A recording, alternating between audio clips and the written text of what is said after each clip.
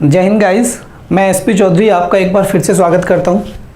हमने अब तक की क्लासेस में देखा था कि बेसिक से स्टार्ट किया था हमने भारत की ज्योग्राफी को या भारत के भूगोल को। और बेसिक क्लास में आपने देखा कि सबसे पहले हमने भारत के नाम के बारे में पढ़ा, भारत के क्षेत्रफल के बारे में पढ़ा। उसके बाद जो टॉपिक स्टार्ट हुआ वो हिमालय का था। आज की जो क्लास डिस्कस होगी वो हिमालय से रिलेटेड है, लेकिन आज की क्लास आपको तभी समझ में आएगी जब हिमालय की आप पहली क्लास देख चुके होंगे। इसलिए इस क्लास को जिन लोगों ने नहीं देखा है वो पहले जाकर के हिमालय वाली फर्स्ट क्लास जो है उसको देखिए। उसके बाद, क्योंकि हिमालय का जो टॉपिक है उसका सेकंड टॉपिक आज डिस्कस करने वाला हूं मैं। हिमालय जो था वो कई श्रेणियों में, कई भागों में विभाजित था। उनमें से एक पार्ट हो चुका है जिसे ट्रांस हिमालय कहा जाता है। क्या कहा जाता है? ट्रांस हिमालय। तो आज की क्लास को आपको सही से समझने के लिए जो इससे पहले क्लासेस हुई हैं उनको आप वीडियोस को देखिए जाकर के चैनल पर, उनको वीडियोस को देखिए जाकर के ऐप पर, उन्हें समझिए। उनमें कुछ प्रॉब्लम है कमेंट छोड़िए, उसके बाद डिस्कस करेंगे। तो पहले उन क्लासेस को देखिए जिन लोगों ने अभी तक ज्वाइन नहीं किया था, मैं उनसे बात कर रहा हूं। जो लोग रेगुलर इस बैच को देख रहे हैं, इस क्लास को देख रहे हैं, उनकी समझ में प्रॉपर तरीके से आएगा।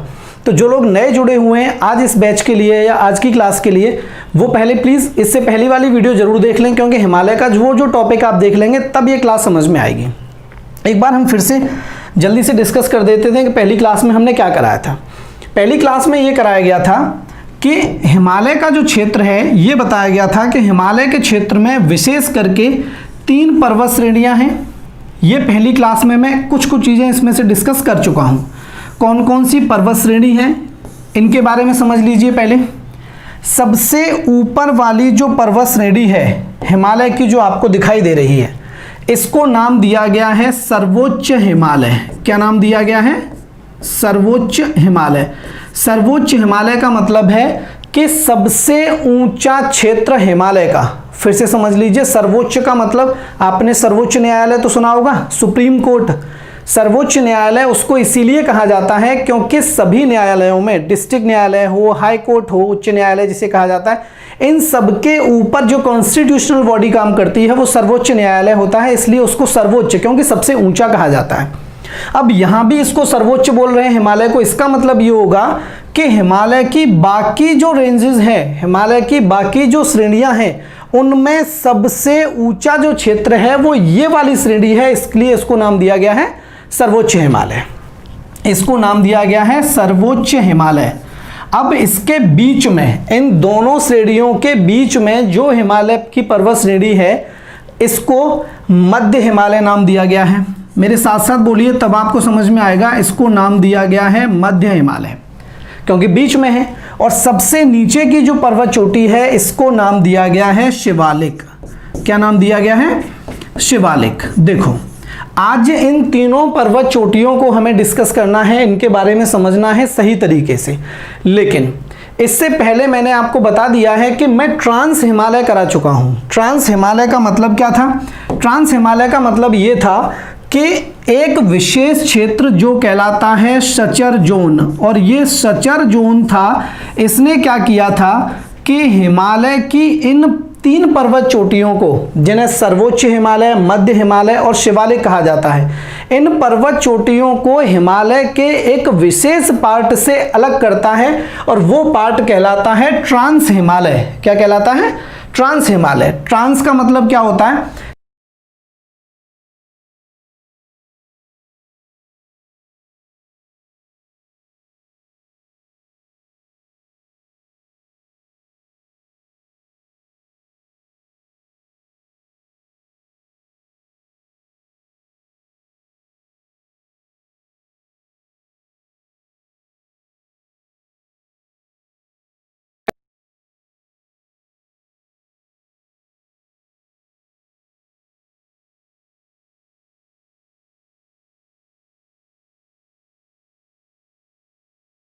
कराकोरम।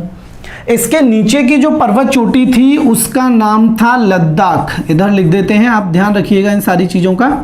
इसका नाम था लद्दाख। और सबसे नीचे ट्रांस हिमालय की जो पर्वत चोटी थी इसका नाम था जास्कर। इसमें यह भी बताया गया था कि जास्कर और लद्दाख के बीच में होकर के एक नदी बहती है और इस नदी का नाम है सिंधु नदी। इसके अलावा यह भी बताया था कि सिंधु नदी की एक और सहायक नदी है जो यहां से बहती है और ये नदी है शोक नदी। तो ये वाला जो पोर्शन है ये कंप्लीट हो चुका है पहली क्लास में। अब जो डिस्कस करने वाले हैं हम वो करने वाले हैं सर्वोच्च हिमालय को। किसको करने वाले हैं? सर्वोच्च हिमालय को। देखो इस मैप को थोड़ा सा अपने दिमाग में रखिएगा, क्योंकि अगली जो स्लाइड आने वाली है उस पर मैं डिस्कस करूंगा। इसी को इमेजिनरी आप दिमाग में बनाइएगा और इसको यहां से बना करके आप इस इमेज पर ले आइए। मैंने कहा था कि उस वाली इमेज को, इस वाली इमेज को थोड़ी सी देर ध्यान में रखिए और देख लीजिए कि सर्वोच्च हिमालय कहां पर लिखा हुआ है, मध्य हिमालय कहां पर लिखा हुआ है, शिवालिक कहां पर लिखा हुआ है, सचर जोन कौन सा क्षेत्र है, कराकोरम कौन सा क्षेत्र है, लद्दाख श्रेणी कहां पर है, जास्कर पर्वत कहां पर है। और यह भी बताया था कि कराकोरम पर ही K2 गॉडविन है। देखो मैं इस पर विशेष बल दे रहा हूं, क्यों? क्योंकि अभी जैसे ही क्लास 5-6 मिनट आगे जाएगी इसकी जरूरत पड़ने वाली है आपको K2 गॉडविन की। तो आप बताइए कि K2 गॉडविन किस पर्वत श्रेणी पर है? कराकोरम पर है। इस इमेज को ध्यान में रखिए और आप इसको इस पर ले आइए। ये वाला जो क्षेत्र आपको दिखाई दे रहा है ये है हिमालय का। एक बार हम इस पर फिर से डिस्कस करेंगे कि जो हिमालय का क्षेत्र है इसको समझ लें आप। देखो 3 पर्वत श्रेणियां बताई थी। ट्रांस हिमालय को तो आप छोड़ दीजिए क्योंकि पहली क्लास में कंप्लीट हो चुका है। 3 पर्वत श्रेणियों में एक पर्वत श्रेणी जो है वो ये है जो कहलाती है सर्वोच्च हिमालय।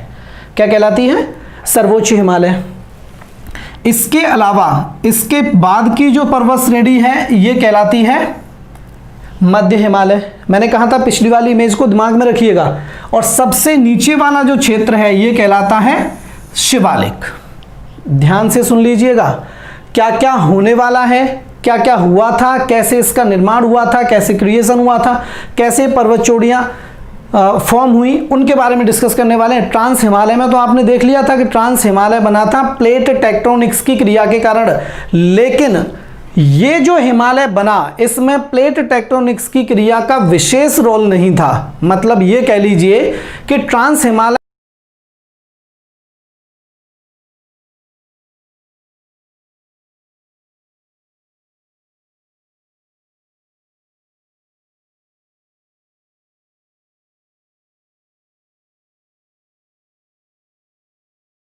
हुआ क्या था यहां पर वो देखिए। देखो मैं कुछ प्लेट्स आपके सामने लेकर के आने वाला हूं और प्लेट्स कैसी होंगी वो सुनिए। देखो ये वाला जो क्षेत्र है मैंने कहा था कि यहां वाला जो क्षेत्र है वो भारत की प्लेट का निर्माण करता था इस तरीके से, नीचे वाला क्षेत्र। अब क्या हुआ, ये भारतीय प्लेट्स थी और यहां वाला जो क्षेत्र था वो था यूरोपीय प्लेट्स का। किसका? वो यूरोपीय प्लेट्स का क्षेत्र था जिसे यूरेशिया कहा जाता था इस तरीके से। और इनके बीच का जो क्षेत्र है, ये जो आपको ब्लैंक जगह दिखाई दे रही है ये वाली, यहां पर पहले एक सागर हुआ करता था और इस सागर का नाम था टेथिस सागर। मैं इधर लिख देता हूं, इस सागर का नाम था टेथिस सागर। ध्यान दीजिएगा इन चीजों पर कि इस वाले क्षेत्र में देखो आपको 2 प्लेट्स दिखाई दे रही थी। ऊपर वाली जो प्लेट थी वो थी यूरेशिया की, जिसे यूरोप कहा जाता है। नीचे वाली जो प्लेट थी वो थी भारतीय महाद्वीप की। अब लेकिन हुआ क्या कि जब इन प्लेट्स का मूवमेंट शुरू हुआ, ये वाली प्लेट्स ऊपर की तरफ खिसक रही थी, ये वाली प्लेट्स नीचे की तरफ खिसक रही थी। अब देखो कोई प्लेट्स ऐसे आती हैं टकराती हैं, तो जो भारी वाली प्लेट होगी, जो हैवी प्लेट्स होंगी वो नीचे की तरफ धंस जाएंगी और जो हल्की प्लेट होंगी वो क्या होगी, ऊपर की तरफ उठ जाएंगी। तो हुआ क्या कि जब ये प्लेट्स आपस में टकराई तो टकराने के कारण यूरोपीय महाद्वीप वाली जो प्लेट्स थी वो हल्की थी, इसलिए वो क्या हो गई, ऊपर की तरफ उठ गई। और ये वाली जो प्लेट थी वो थी भारी या हैवी, इसलिए वो चली गई नीचे की तरफ। जैसे ही नीचे की तरफ गई, इधर क्या था, कुछ नदियां थी जो इस क्षेत्र में अवसाद लेकर के आती थी। अवसाद का मतलब होता है फॉसिल।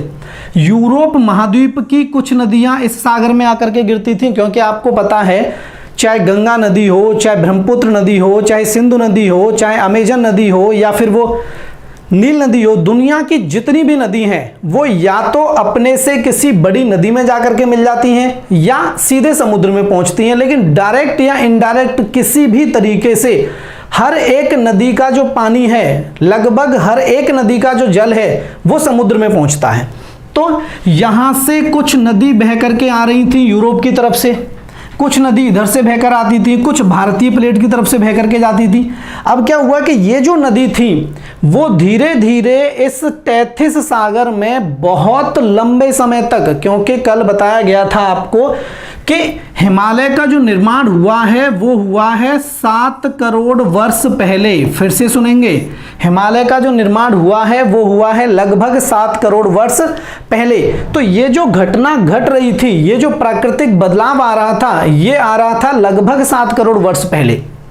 इन प्लेट्स की वजह से क्या हुआ? देखो, मैंने कहा था प्लेट्स की वजह से इसका निर्माण नहीं हुआ। प्लेट्स एक वजह तो थी इसमें, लेकिन निर्माण का जो तरीका है वो बिल्कुल डिफरेंट है ट्रांस हिमालय की अपेक्षा। जब ये प्लेट्स नीचे की तरफ गई, ये प्लेट्स ऊपर की तरफ गई,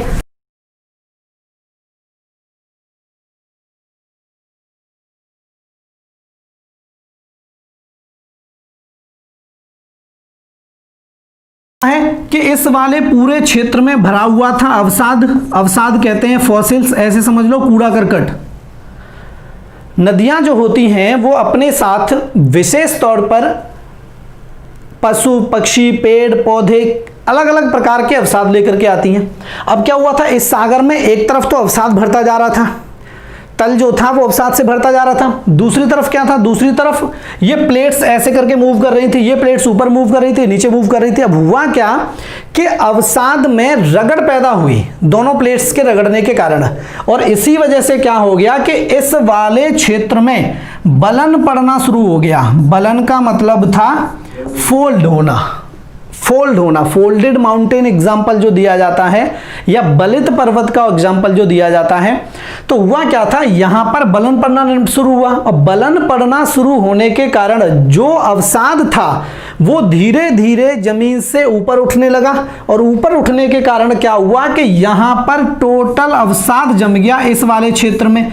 अवसाद का मतलब एक तरीके से मिट्टी तो थी, इस वाले क्षेत्र में पूरे में मिट्टी जम गई। अब अगर मिट्टी की परत या पृथ्वी के अंदर से जो भी पदार्थ जो नदियों के द्वारा लाए गए थे वो धीरे धीरे ऊपर उठने लगे, ऊपर उठने लगे, तो ये जगह भर गई, और ये जगह अगर भर गई तो क्या तैथिस सागर बचेगा? नहीं बचेगा। बहुत बार पूछा जाता है कि जब हिमालय का निर्माण हुआ तो कौन से सागर का अस्तित्व समाप्त हो गया? वो सागर था कौन सा? तैथिस सागर। यहां तक क्लियर? ट्रांस हिमालय का निर्माण हुआ था प्लेट टेक्टोनिक्स की क्रिया के कारण, और जो हिमालय की 3 श्रेणियां हैं इनका निर्माण हुआ है तैथिस सागर में। जो अवसाद जमा हुआ था, जो फॉसिल्स जमे हुए थे, जो पेड़ पौधे पदार्थ या पशु पक्षियों के जो भी फॉसिल्स जमे हुए थे, उनमें बलन पड़ने के कारण निर्माण हो गया हिमालय की 3 पर्वत श्रेणियों का, जिनमें एक पर्वत श्रेणी है कौन सी? पहली वाली सर्वोच्च हिमालय। फिर से सुनेंगे, कौन सी है? सर्वोच्च हिमालय। दूसरी वाली है मध्य हिमालय, और तीसरी वाली है शिवालिक हिमालय। तो ट्रांस हिमालय का निर्माण प्लेट विवर्तनी की क्रिया के कारण, और इन 3 चोटियों का जो निर्माण हुआ, पहाड़ियों का जो निर्माण हुआ, वो हुआ था हिमालय के तैथिस सागर में बलन पड़ने के कारण। क्लियर? यहां तक कंफर्म? अब देखो, मैं ये स्लाइड हटाऊंगा क्योंकि अब मुझे जो जरूरत पड़ने वाली है वो एक ब्लैंक पेज की जरूरत पड़ेगी, जिस पर कि मैं सिर्फ क्या लिखूंगा? सर्वोच्च हिमालय, क्योंकि पूरा जो डिस्कशन होगा वो इस मैप पर नहीं आएगा। अब हम एक एक करके लेंगे श्रेणियों को। पहले श्रेणी हम कौन सी पढ़ेंगे? सर्वोच्च हिमालय की। दूसरी हम कौन सी पढ़ेंगे? मध्य हिमालय की। और तीसरी हम कौन सी पढ़ेंगे? शिवालिक हिमालय की। तो अब जो हम स्टार्ट करने वाले हैं वो करने वाले हैं सर्वोच्च हिमालय।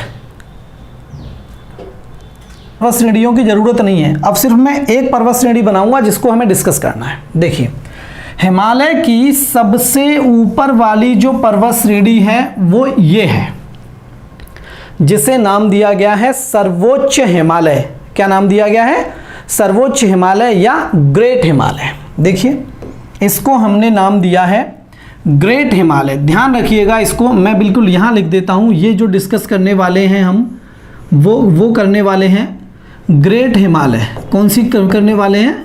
ग्रेट हिमालय। इसको डिस्कस करने वाले हैं हम अभी इसी जगह पर। तो ग्रेट हिमालय में ये समझाया गया था कि ग्रेट हिमालय के अंतर्गत कौन कौन से क्षेत्र आते हैं, कौन कौन सी पर्वत श्रेणियाँ आती हैं। हमने ग्रेट हिमालय नाम क्यों दिया? विस्तृत कितनी है, कितना फैलाव है, तो पहले तो ये समझ लें कि कहां से कहां तक सर्वोच्च हिमालय फैला हुआ है। देखो, पश्चिम में जब हम स्टार्ट करेंगे तो हम देखेंगे कि पश्चिम में जो ग्रेट हिमालय का क्षेत्र है वो फैला हुआ है। यहां पर एक पर्वत है और उस पर्वत का नाम है नंगा पर्वत। क्या नाम है? नंगा पर्वत। इस जगह पर स्टार्ट होता है नंगा पर्वत, या ऐसे कह लीजिए कि ग्रेट हिमालय या सर्वोच्च हिमालय की जो सबसे पश्चिमी चोटी है वो कौन सी है? नंगा पर्वत है। एक बार साथ बोलिए कि सर्वोच्च हिमालय की सबसे पश्चिमी जो चोटी है वो कौन सी है? वो है नंगा पर्वत। और नंगा पर्वत की जो ऊंचाई है वो है 8126 मीटर। फिर से बोलिए, नंगा पर्वत की जो ऊंचाई है वो है 8126 मीटर। अब देखो, मैंने ये तो बता दिया कि पश्चिम में है, लेकिन ये नहीं बताया कि किस जगह पर है, क्योंकि अभी तो हमें सारी चीजें बिल्कुल कनेक्ट करके रखनी है। तो ये जो नंगा पर्वत है वो आता है पाकिस्तान का जो क्षेत्र है जिसे गिलगिट बाल्टिस्तान कहा जाता है। अभी बहुत बड़ा मुद्दा बना हुआ है भारत और पाकिस्तान के बीच में, जिसमें चाइना भी इंटरफेयर करता है। किसी दिन हम लोग करंट अफेयर्स की क्लास रखेंगे जिसमें चाइना इंडिया के बीच में जो विवाद है उसको डिस्कस करेंगे, भारत पाकिस्तान के बीच में जो विवाद है उसको डिस्कस करेंगे, पीओके वाला जो क्षेत्र है उसको डिस्कस करेंगे। उधर बांग्लादेश प्रॉब्लम क्रिएट करता है। पिछले कुछ समय से आपने देखा कि नेपाल भी आंखें दिखाने लगा है। तो क्या क्या रीजन्स हैं इस पूरे सिनेरियो के पीछे, वो हम किसी दिन करंट अफेयर्स की क्लास में डिस्कस करेंगे। अभी हम पर्टिकुलर सब्जेक्ट के बारे में पढ़ रहे हैं तो उन चीजों पर विशेष तौर पर ध्यान नहीं देते, बस कुछ कुछ चीजें हैं जो आप समझ लीजिए। नंगा पर्वत जो है वो आता है बाल्टिस्तान वाले क्षेत्र में। कौन से में? साथ साथ बोलिए, बाल्टिस्तान। और बाल्टिस्तान वाला जो क्षेत्र है वो पाकिस्तान में आता है, लेकिन हम इसको बोलते हैं पीओके वाला क्षेत्र, जहां पर पाक अधिकृत कश्मीर है। मतलब नंगा पर्वत कश्मीर में ही आता है, लेकिन उस वाले क्षेत्र में भारत का कंट्रोल नहीं है, बल्कि उस वाले क्षेत्र में कंट्रोल है किसका? पाकिस्तान का, जिसे पीओके कहा जाता है। तो नंगा पर्वत यहां से स्टार्ट होता है और स्टार्ट होने के बाद ये शिवालिक श्रेणी यहां से शुरू होती है और ईस्ट की तरफ जाती है। और ईस्ट में यहां पर जो पर्वत है वो है नाम चावरवा। साथ साथ बोलेंगे, नाम चावरवा। ये पर्वत आता है तिब्बत में। कहां पर आता है? तिब्बत में। ध्यान दीजिएगा, मैं यहाँ टी लिख देता हूं बड़ा बड़ा, जिससे आप समझ जाएंगे कि मैं तिब्बत की बात कर रहा हूं। नाम चावरवा किस जगह पर आता है? तिब्बत में आता है। और नाम चावरवा पर्वत की जो ऊंचाई है वो है 7782 मीटर। 7782 मीटर नाम चावरवा पर्वत की। अब देखो, जो शिवालिक हिमालय है या जो ग्रेट हिमालय है, उस शिवालिक हिमालय की या ग्रेट हिमालय की आपको एक लेंथ पता चल गई है कि वो नंगा पर्वत से स्टार्ट होता है और कहां तक जाता है? नाम चावरवा पर्वत तक जाता है। फिर से बोलेंगे, नंगा पर्वत से स्टार्ट होता है और जाता है कहां तक? नाम चावरवा पर्वत तक। और नाम चावरवा पर्वत कहां पर है? नाम चावरवा पर्वत जो है वो है किसमें? तिब्बत में। अब पहली चीज देखो, मैं हर एक चीज क्लास में ही क्लियर करूंगा। मैंने कहा कि नंगा पर्वत से स्टार्ट होता, आपने पूछा सर नंगा पर्वत कहां पर है? हमने बता दिया बाल्टिस्तान में है, पाकिस्तान में, पीओके वाले क्षेत्र में, आता कश्मीर में है। चिंता मत करिए, कुछ समय बाद वो अपना ही क्षेत्र होगा, इस्लामाबाद तक। तो अभी हम सिर्फ इसको डिस्कस करें। यहां से स्टार्ट हुआ और ये गया नाम चावरवा पर्वत तक, जो तिब्बत में आता है 7782 मीटर तक। अब आपके दिमाग में ये चीज चल रही होगी, सर ये बताओ कि यहां से यहां तक की कुछ लंबाई भी तो होगी इसकी। भाई मैंने कहा कि यहां से यहां तक फैला हुआ है, तो कुछ लंबाई भी तो होगी शिवालिक की, सॉरी इसकी ग्रेट हिमालय की। तो जो ग्रेट हिमालय की लंबाई है वो है 2500 किलोमीटर। कितनी? 2500 किलोमीटर का जो क्षेत्र है, इतने में विस्तृत है क्या? सर्वोच्च हिमालय। अब आपने ये कह दिया कि सर लंबाई होगी, कुछ चौड़ाई भी होगी। बिल्कुल सही है।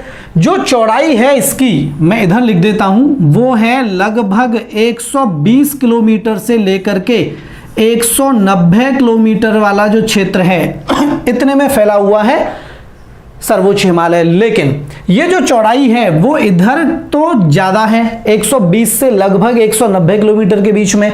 लेकिन जैसे जैसे हम पूर्वी दिशा की तरफ जाएंगे, क्या करेंगे, जैसे जैसे हम पूर्वी दिशा की तरफ जाएंगे तो हम देखेंगे कि ये जो चौड़ाई थी वो धीरे धीरे कम होती चली गई है, लेकिन इस वाले क्षेत्र में ऊंचाई अधिक हो गई है। दो चीज़ों पर ध्यान रखेंगे, पूरी लंबाई लगभग 2500 किलोमीटर। जब भी आपसे पूछा जाए कि विश्व की सबसे लंबी पर्वत श्रृंखला बताइए, तो आपका आंसर होगा एंडीज पर्वत, साउथ अमेरिका। लेकिन अगर आपसे यह पूछ लिया जाए कि विश्व की सबसे लंबी पश्चिम से पूर्व दिशा में विस्तृत पर्वत श्रृंखला बताइए, तो आपका आंसर होगा हिमालय। क्योंकि कितने किलोमीटर फैला हुआ है, लगभग 2500 किलोमीटर तक फैला हुआ है। चौड़ाई कितनी है, 120 से लेकर के 190 किलोमीटर के बीच में चौड़ाई है। लेकिन इधर की तरफ जाएंगे तो चौड़ाई कम होती जाएगी और ऊंचाई धीरे धीरे इसकी बढ़ती चली जाएगी। हमने स्टार्ट किया था कि नाम क्या है, सर्वोच्च हिमालय। और सर्वोच्च हिमालय नाम दिया गया इसलिए क्योंकि वो सबसे ऊंचा है। देखो, सर्वोच्च न्यायालय आपने सुना, सर्वोच्च न्यायालय का नाम सर्वोच्च न्यायालय इसीलिए है क्योंकि भारत के सभी न्यायालयों में सबसे ऊपर का है वो। जैसे डिस्ट्रिक्ट कोर्ट हुआ या हाई कोर्ट हुआ, उन सबके ऊपर है सुप्रीम कोर्ट या सर्वोच्च न्यायालय। इसीलिए हिमालय में सर्वोच्च हिमालय इसलिए नाम दिया गया क्योंकि हिमालय का सबसे ऊपर वाला क्षेत्र है ये। ऊपर वाला क्षेत्र कैसे है सुनिए, क्योंकि विश्व की लगभग 10 बड़ी पर्वत श्रृंखलाएं, विश्व की लगभग 10 बड़ी और ऊंची पर्वत श्रृंखलाएं जो हैं वो इसी पर स्थित हैं, सर्वोच्च हिमालय पर। इसीलिए इसको नाम दिया गया है सर्वोच्च हिमालय। कौन कौन सी पर्वत श्रृंखलाएं हैं, कहां कहां पर स्थित हैं, उनको डिस्कस कर लेते हैं। देखिए, यहां वाला जो क्षेत्र है, इस क्षेत्र में 3 पर्वत श्रेणियां हैं विशेष तौर पर। सर्वोच्च हिमालय पर 3 पर्वत चोटियां या पर्वत श्रेणियां हैं। कौन कौन सी हैं वो देखिए।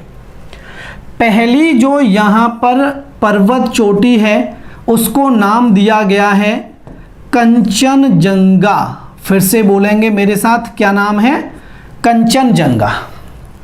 और कंचनजंगा जो पर्वत श्रेणी है ये आती है भारतीय राज्य सिक्किम में। कहाँ पर आती है, भारतीय राज्य सिक्किम में। बट उसका कुछ हिस्सा नेपाल में भी जाता है, लेकिन मैक्सिमम जो पार्ट है इसका वो सिक्किम में आता है। देखो, सारी चीजें ध्यान में रखिए। और ये देखिए कि मैंने जब आपको बाल्टिस्तान में नंगा पर्वत बताया तो उसकी ऊंचाई बताई, जब मैंने आपको नामचा बर्फा बताया तो उसकी ऊंचाई बताई। ऊंचाई किस लिए बता रहा हूं, क्योंकि बहुत जरूरी है। और विशेष करके जो पेपर पीसीएस होता है, जो पेपर असिस्टेंट कमांडेंट होता है, जो कमीशन इन पेपर्स को करा रहे होते हैं, वो विशेष तौर पर इन चीज़ों को मैच कराने के लिए पूछ लेते हैं। कई बार पहले वो आपको कुछ पर्वत चोटियां दे देंगे और ये पूछेंगे कि किस पर्वत चोटी की कितनी ऊंचाई है, आप इनको मैच करिए। तो नामचा बर्फा के बारे में आपने पढ़ा। अब हम बात कर रहे हैं किसकी, कंचनजंगा की। तो कंचनजंगा की जो ऊंचाई है वो है 8586 मीटर, 8586 मीटर, 8586 ये ऊंचाई है किसकी, कंचनजंगा की। और कंचनजंगा किस राज्य में आता है, सिक्किम में आता है। और सिक्किम किसका हिस्सा है, सिक्किम भारत का हिस्सा है। तो कंचनजंगा आ गया किसमें, भारत में आ गया। अब यहां पर जैसे हम आगे चलेंगे तो यहां पर एक और पर्वत आपको मिलेगा, एक और चोटी आपको मिलेगी और ये कहलाती है मकालू। ध्यान दीजिएगा, क्या कहलाती है, मकालू कहलाती है। और मकालू आती है नेपाल में। देखो, मैं यहां पर एन लिख देता हूं जिससे आपको ध्यान में रहे कि इसका मतलब क्या है, नेपाल है। मकालू पर्वत चोटी किस में आती है, देखो है तो किस पर स्थित, सर्वोच्च हिमालय पर ही है, लेकिन किस वाले क्षेत्र में, नेपाल वाले क्षेत्र में। और इसकी जो ऊंचाई है मकालू की वो है 8486, मतलब कि 8485 मीटर, 8485 ये है इसकी ऊंचाई, 8485 मीटर किसकी, मकालू की। और किस में आती है, नेपाल में आती है। अभी एक और पर्वत चोटी है यहां पर। ये जो पर्वत चोटी है ये है आपकी माउंट एवरेस्ट। क्या है ये, माउंट एवरेस्ट चोटी है ये वाली, ये है माउंट एवरेस्ट। और माउंट एवरेस्ट को दो और नामों से जाना जाता है। कौन कौन से नाम है वो भी डिस्कस कर लेते हैं। माउंट एवरेस्ट को नेपाल में दो नामों से जाना जाता है। एक तो नाम है इसका सागरमाथा। क्या नाम है? सागरमाथा। इसका मतलब होता है स्वर्ग की पहाड़ी। क्या होता है? स्वर्ग की पहाड़ी। ये तो कहते हैं किसमें? नेपाल में। अब तिब्बत वाले लोगों ने क्या किया? तिब्बत वाले लोगों ने इसका नाम रख दिया कि ये जो पर्वत चोटी है वो है चोमोलंगमा। ध्यान देंगे, क्या नाम है? चोमोलंगमा। माउंट एवरेस्ट को ही तिब्बत में, टी लिख देता है बड़ा बड़ा यहां पर, माउंट एवरेस्ट को तिब्बत में क्या कहते हैं? चोमोलंगमा। माउंट एवरेस्ट को नेपाल में क्या कहते हैं? सागरमाथा। और माउंट एवरेस्ट की ऊंचाई बताने की शायद मुझे जरूरत नहीं है क्योंकि मैं पहले भी बता चुका हूं और बेसिक चीज है, सबको पता होगी, फिर भी मैं आपके सामने लिख देता हूं कि माउंट एवरेस्ट की जो ऊंचाई है वो है 8,850 मीटर। पहले 48 हुआ करती थी, अब कितनी है? 8,850 मीटर। बढ़ी कैसे? ये पहले वाली क्लास में मैं बता चुका हूँ। पृथ्वी की आंतरिक संरचना के बारे में बताया था, प्लेट्स के मूवमेंट के बारे में बताया था, तब आपकी समझ में आ गया था कि ये ऊंचाई बढ़ी कैसी है। ये है 8,850 मीटर ऊंचाई है किसकी? माउंट एवरेस्ट की। देखो सर्वोच्च न्यायालय, एक बार सर्वोच्च चोटी एक बार फिर से देख लेंगे। नंगा पर्वत से स्टार्ट होगा, सर्वोच्च हिमालय नामचा पर्वत तक जाएगा और विशेष तौर पर 3 पर्वत चोटियां आप जिनके बारे में सुन चुके हैं, एक मकालू है, कंचनजंगा है, एक माउंट एवरेस्ट है। अब कंफ्यूजन क्रिएट होगी आप लोगों को, और वो क्या होगी? कल या इससे पहली क्लास में या अभी जब स्टार्ट की तब मैंने आपको 2-3 बार जोड़ दिया एक चीज पर, और वो क्या चीज थी? वो चीज थी ये कि यहां पर ट्रांस हिमालय में एक पर्वत चोटी थी जिसका नाम था K2। क्या नाम था? K2। मैंने ये कहा था अभी इसकी जरूरत पड़ने वाली है। K2 का जो नाम K2 रखा गया, कैसे रखा गया पहले तो ये सुन लो। आपको बताया था कि कराकोरम, क्या बताया था? कराकोरम। कराकोरम का जो मतलब था, इसमें एक के तो ये है और एक के ये है, इन दोनों के को मिलाकर के ही इसको नाम दिया गया है क्या? K2। मतलब 2 के होने के कारण इसको हमने नाम दिया था क्या? K2 दिया था। वास्तविक नाम इसका है गॉडविन। क्या नाम है? गॉडविन। ध्यान रखिएगा, इसका जो वास्तविक नाम है वो गॉडविन है। और इसकी जो ऊंचाई है वो मैंने कल भी डिस्कस की थी, एक बार फिर से यहां देख लेंगे। ये ऊंचाई है 8,611 मीटर और कंचनजंगा की जो ऊंचाई है वो है 8,586 मीटर। लेकिन अब कंफ्यूजन क्रिएट क्या होगी? तो K2 को तो आप दिमाग में अलग रखिएगा, ये वाला जो पार्ट है वो K2 का है। किसका है? K2 का। लेकिन K2 भी जहां पर स्थित है वो क्षेत्र भी किस में आता है? POK में, पाक ऑक्यूपाइड कश्मीर में, पाक अधिकृत कश्मीर में। है तो भारत का हिस्सा, लेकिन अभी पूरी तरीके से भारत के कब्जे वाला ये क्षेत्र नहीं है। और दूसरी चीज, हिमालय से अलग वाली ट्रांस हिमालय की पर्वत की चोटी का क्षेत्र है। तो जब ये पूछा जाए कि हिमालय की श्रेणियों में भारत में स्थित सबसे ऊंची पर्वत चोटी बताएं, तो आपका आंसर होगा कंचनजंगा। ध्यान रखिएगा, क्या होगा?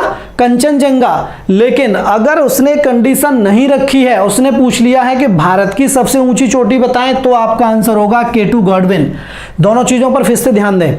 अगर यह पूछा गया कि भारत की सबसे ऊंची पर्वत चोटी बताएं, तो आंसर होगा आपका क्या? K2 Godwin.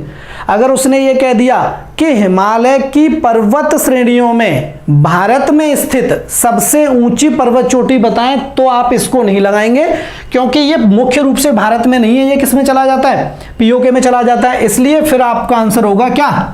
कंचनजंगा। क्लियर? चले आगे, यहां तक समझ में है? अगर समझ में नहीं भी आ रहा है तो आप कमेंट छोड़िए, आपको डिस्कस किया जाएगा, या तो आपको कमेंट से बता दिया जाएगा या आपको अगली क्लास में वो सारी चीजें बता दी जाएंगी। एक और चीज, ज्यादातर लोग ये मैसेज कर रहे हैं कि सर PDF भेजिए। देखो 1-2 दिन में जितनी भी क्लासेस की PDF है वो सारी की सारी साथ में आपको मिल जाएगी, प्लस इसके क्लास से रिलेटेड जो क्वेश्चंस तैयार किए गए हैं वो भी आपको मिलेंगे हर एक टॉपिक के। जैसे भारत के नाम से संबंधित तो 15 से 20 क्वेश्चन की एक आपके पास सीट पहुंच जाएगी।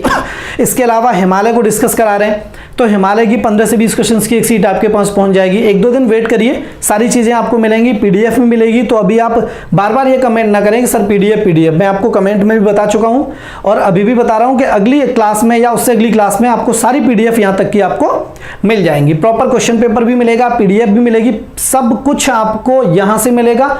और ये गारंटी है कि अगर आप ये पढ़ लेते हैं, ज्योग्राफी जो मैं आपको करा रहा हूं प्रॉपर तरीके से क्लास को लेते हैं, जो नोट्स भेजूंगा पीडीएफ का उसको पढ़ेंगे, मैं गारंटी लेता हूं कि एक भी क्वेश्चन आपका पेपर में इससे बाहर नहीं जाएगा। फिर से सुन लीजिए, एक भी क्वेश्चन बाहर नहीं जाएगा, ये प्रॉमिस है। आप इसको ढंग से पढ़िएगा, सिर्फ ट्रस्ट करिए। जो लोग पहले पढ़ चुके हैं उनको पता होगा कि सीधे सीधे कई बार ऐसा होता है कि एक एक टॉपिक से आपके रजिस्टर के एक एक पेज से आपको 5-5 क्वेश्चंस मिल जाते हैं सीधे पेपर में जाकर के। तो आप इस पर ध्यान दीजिए, सही तरीके से पढ़िए। अब आगे चलते हैं। देखिए 3 पर्वत श्रेणियां, इस वाली जो सर्वोच्च हिमालय की पर्वत श्रेणी थी, इस पर 3 आप पढ़ चुके हैं। कंचनजंगा पढ़ चुके हैं, मकालू पढ़ चुके हैं और माउंट एवरेस्ट पढ़ चुके हैं। अब 3 को और डिस्कस कर लेते हैं। 3 कौन सी हैं? देखो ये भी पता है, ये सिक्किम में, ये नेपाल में और माउंट एवरेस्ट भी नेपाल में। माउंट एवरेस्ट के 2 नाम भी आपको बता चुका हूँ, सागरमाथा और चोमोलंगमा। चोमोलंगमा कहा जाता है तिब्बत में और सागरमाथा कहा जाता है नेपाल में। 3 और पर्वत श्रेणी कौन कौन सी हैं देखें यहां पर। ये है धौलागिरी, फिर से सुनेंगे, ये है धौलागिरी, ये पर्वत श्रेणी है यहां पर। इसके आगे और हम चलेंगे तो यहां आपको पर्वत श्रेणी मिलेगी जिसे नाम दिया गया है अन्नपूर्णा। क्या नाम दिया गया है? अन्नपूर्णा। ये वाली पर्वत श्रेणी मिलेगी यहां पर आपको। जब हम इन दोनों क्षेत्रों को पार करके, देखो ये भी नेपाल में है और ये भी नेपाल में, जहां जहां नेपाल में है वो मैं एन लिख देता हूं। देखो ये दोनों ही नेपाल में है, अन्नपूर्णा भी और धौलागिरी भी। यहाँ सिक्किम था, ये नेपाल में थी, ये नेपाल में थी। जैसे ही हम और आगे चलेंगे तो यहाँ हमको एक और पर्वत चोटी मिलेगी और वो है नंदा देवी। दोनों में अंतर है, ये है नंगा पर्वत और यहाँ की जो पर्वत चोटी है वो है नंदा देवी। दोनों क्लियर हैं? तो 3 पर्वत चोटी ये आती है इंडिया में, मैं यहाँ आई लिख देता हूँ, ये भारत में आती है। कौन सी? नंदा देवी। अब आप कह रहे होंगे सर इन सब की तो ऊंचाई बताई थी आपने, तो इनकी भी बता दो। जरूरी है, बहुत कई बार मैच करने के लिए आ जाती है। धौलागिरी 8167 मीटर। कितनी? 8167 मीटर किसकी थी? धौलागिरी की। जब आप अन्नपूर्णा की तरफ जाएंगे ये है 8091 मीटर। कौन सी? अन्नपूर्णा। जब आप चलेंगे नंदा देवी की तरफ तो ये है 7186 मीटर। ये किसकी है? नंदा देवी की। और नंदा देवी किस में आती है? भारत में आती है। अन्नपूर्णा किस में आती है? नेपाल में आती है। धौलागिरी किस में आती है? नेपाल में आती है। माउंट एवरेस्ट नेपाल में आती है। मकालू नेपाल में आती है और सिक्किम आ जाती है किस में? भारत में। और ये बता चुका हूं कि सिक्किम कब आप सबसे ऊंची लगाएंगे? K2 गॉडविन कब आप सबसे ऊंची लगाएंगे? K2 गॉडविन में कोई कंडीशन नहीं होगी। और सिक्किम में क्या होगा? सिक्किम वाले जो क्षेत्र है उसमें एक कंडीशन लगी होगी। तो जो सर्वोच्च हिमालय है, अब यहां पर लिख देते हैं हम कि जो ग्रेट हिमालय था या जो सर्वोच्च हिमालय था उसको हमने डिस्कस किया यहां पर। और सर्वोच्च हिमालय से संबंधित बहुत सारी चीजें आपके सामने आई। पश्चिम से पूर्व की लंबाई आपके सामने आ गई लगभग 2500 किलोमीटर। ऊंचाई सामने आई आपकी इन सारे पर्वतों की। इन सारे पर्वतों से आपको एक आइडिया तो हो सकता है कि ये वाला जो क्षेत्र है वो विश्व का सबसे ऊंचा क्षेत्र है, क्योंकि विश्व की सबसे ऊंची चोटी माउंट एवरेस्ट भी इसी पर है। विश्व की 10 सबसे ऊंची पर्वत चोटी जिनमें कंचनजंगा भी है, धौलागिरी भी है, अन्नपूर्णा भी है, K2 गॉडविन भी है, ये भी इसी पर स्थित है। तो ये वाला जो क्षेत्र है इसकी अगर एवरेज ऊंचाई पूछी जाए, ध्यान रखिएगा, सर्वोच्च हिमालय की अगर एवरेज हाइट आपको पूछी जाती है तो आप लगाएंगे 6100 मीटर। ध्यान रखेंगे, सॉरी किलोमीटर नहीं, 6100 मीटर ये एवरेज है। कहीं कहीं पर तो इसकी ऊंचाई कितनी हो गई है, लगभग 9 किलोमीटर, क्योंकि 850 मीटर या 950 मीटर का क्षेत्र तो किसका है, माउंट एवरेस्ट का ही है। तो कहीं कहीं तो ये लगभग 9 किलोमीटर ऊंची हो चुकी है। एवरेज इसका कितना है, लगभग 6 किलोमीटर के आसपास इतनी ऊंचाई इसकी है, किसकी, सर्वोच्च हिमालय की। क्लियर यहां तक।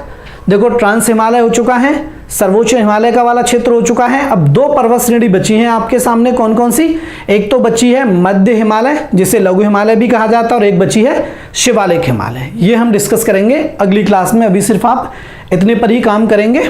और एक और चीज वो ये है कि आपको क्लास जो आप ले रहे हैं, मैं तो आपको क्वेश्चंस दूंगा ही, मैं तो आपको पीडीएफ दूंगा ही। अब आपके पास जितने भी लास्ट ईयर के पेपर पड़े हों किसी से भी संबंधित, चाहे वो यूपी पुलिस का है, चाहे वो वाई ग्रुप का है, चाहे वो एनडीए का है, चाहे वो सीडीएस का है, चाहे वो पीसीएस का है, मैं गारंटी लेता हूं कि आप इतने सारे पेपर लगा लीजिए, आपको इनमें से क्वेश्चंस मिलने शुरू हो जाएंगे। मैंने इससे पहले ये बात क्यों नहीं कही, क्योंकि क्लास तब तक शुरू नहीं हुई थी। अब क्लास शुरू हो चुकी है, 1-2 टॉपिक हो चुके हैं।